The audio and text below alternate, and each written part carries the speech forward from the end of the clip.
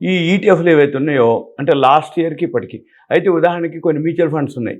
ఇప్పటి వరకు కూడా ఈ 1 ఇయర్ నుంచి పెద్దగా రిటర్న్స్ లేవు. అంటే ఓవరాల్గా ఎప్పటి నుంచో ఉన్నటువంటివి అవి ఏవైతే పెట్టుబడి పెట్టిన కంపెనీలని బట్టి దాంట్లో రావడం జరిగింది. ఇదేంటిది మనం డైరెక్ట్గా సెక్టార్ని సెలెక్ట్ చేసుకోవటం. ఆ సెక్టార్ కనుక బాగుంది అనుకుంటే ఆ సెక్టార్ పెరుగుతుంది అని అనుకుంటే ఓకే. అయితే ఇప్పుడు ఈటీఎఫ్లు బాగా ప్రాముఖ్యతలోకి రావడం ఎందుకు జరిగింది అంటే మ్యూచువల్ ఫండ్స్ మనం ఎంటర్ కానీ ఎగ్జిట్ కానీ ఎన్ఏవీలు కానీ వాళ్ళు చెప్తే తప్ప తెలియదు మనకి. ఈటీఎఫ్లు అనేది మన చేతిలోనే ఉంటుంది. మనం షేర్లు కొనుక్కున్న మాదిరే మనం ఈటీఎఫ్లు మనం కొనుక్కోవచ్చు. ఉదాహరణకి ఏదైతే కొనుక్కున్నావో మనకి ఇక్కడ చూపిస్తుంది.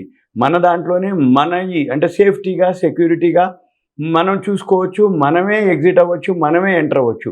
మనకి గ్రాఫ్లు కూడా ఉంటాయి దాంట్లోనే. ఏదో ఈటీఎఫ్ మీరు కొనుక్కున్నాక మన యాప్లోనే మన సెల్లోనే గ్రాఫ్ కూడా ఉంటుంది. గ్రాఫ్లో ఏం చెప్తుంది, వి షేప్ వచ్చినప్పుడు కొనుక్కోమని, మళ్ళీ యూటర్న్ తీసుకున్నప్పుడు అమ్ముకోమని కూడా గ్రాఫ్ చెప్తుంది. మన పని ఏంటిది, ఏ ఈటీఎఫ్ మన దగ్గర ఉంది, ఎంతలో ఉంది, చిన్న అమౌంట్ తోటి కూడా మనం ఎంటర్ అవ్వచ్చు. అది ఎంత ఏంటిది అనేది మీకు ఇప్పుడు చూపిస్తా. 1 ఇయర్లో ఎంత రిటర్న్స్ వచ్చినాయో చూద్దాం. గోల్డ్ బీస్ వచ్చి గోల్డ్ ఈటీఎఫ్ వచ్చి 47.51% రావడం జరిగింది లాస్ట్ ఇయర్ నుంచి ఇప్పటికి. సిల్వర్ వచ్చి 45.74 రావడం జరిగింది. వీటిల్లో ఇక మళ్ళీ సిల్వర్ కానీ గోల్డ్ కానీ వాళ్ళ ఈటీఎఫ్లు అంటే ఇప్పుడు టాటా అని నిప్పన్ అని ఇట్లా మనం ఏవైతే మ్యూచువల్ ఫండ్స్ ఈటీఎఫ్లు కొనుక్కుంటామో వాళ్ళ పర్ఫార్మెన్స్ని బట్టి కొంచెం అటు ఇటుగా పైసల్లో మనకి తేడాలు ఉంటాయి.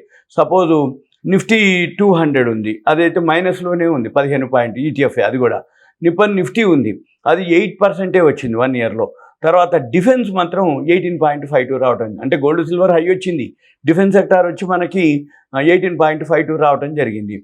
ఇకపోతే న్యూయార్క్ స్టాక్ ఎక్స్చేంజ్ కూడా ఉంటుంది. మనం ఇక్కడ ఈటీఎఫ్లో అమెరికా మార్కెట్లు అమెరికా షేర్లు కూడా మనం ఇక్కడ ఈటీఎఫ్లో కొనుక్కోవచ్చు. అక్కడ షేర్లు కొనడానికి మనం ఎలిజిబుల్ కాదు. అక్కడ డిమ్యాట్ అకౌంట్, ట్రేడింగ్ అకౌంట్, అక్కడ మనం ఎన్ఆర్ఐ అవుతాం. కాబట్టి న్యూయార్క్ స్టాక్ ఎక్స్చేంజ్కి సంబంధించిన ఈటీఎఫ్లు మనం ఇక్కడ కొనుక్కోవచ్చు మన ఇండియన్ కరెన్సీలోనే. అవి 49.35, అంటే గోల్డ్ సిల్వర్ కంటే కూడా ఎక్కువ రిటర్న్స్ ఇచ్చింది న్యూయార్క్ స్టాక్ ఎక్స్చేంజ్ ఈటీఎఫ్.